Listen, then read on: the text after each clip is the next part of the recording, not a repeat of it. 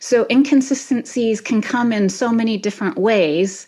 So one of it is going to come from the person actually doing the diagnosing. A family practitioner who hasn't maybe just had one class in the DSM. A lot of times what can happen just in the doctor's office, the primary care office, is they'll give them this 15-item checklist for depression. And if they hit a certain number, oh, you're depressed. Here, have some Prozac. Here, have some Zoloft. Here, have some Cymbalta, whatever. Even if you don't think it's right, just put it down, write down and give them a label and give them the diagnosis, put their code in there. And, I'm thinking, wow, I'm giving them a lifelong label.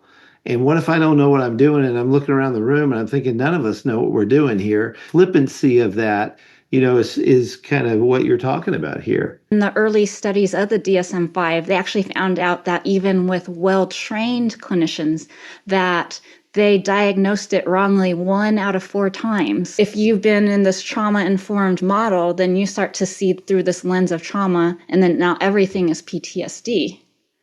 And so then, but say that you're more of a Freudian type of therapist, clinician, then you're asking more questions about the childhood and unconscious conflict, and then you're not looking at these other areas. So wherever your worldview is, that's kind of how you're asking your questions around and getting the answers for.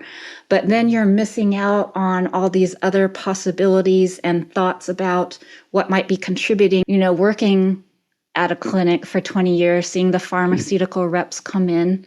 Big pharma is tied in with diagnoses. No doubt. Because if you don't give them a diagnosis, you can't bill them.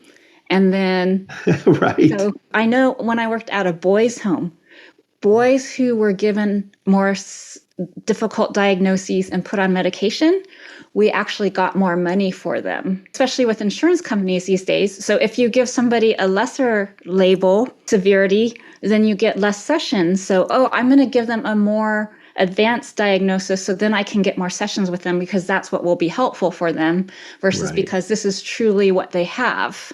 That's a whole other can of worms about what they truly have. Right. So if they have the substance abuse diagnosis and they're bipolar or whatever, you might get more money from that. I'm not familiar with that, but that makes me very curious to want to find that out. And what's sad about that is money is driving the bus rather than love. I think I've always tried to counsel out of a motive of love and care for the people. Not perfectly, but the Good Shepherd is perfect, and I'm pointing people to him.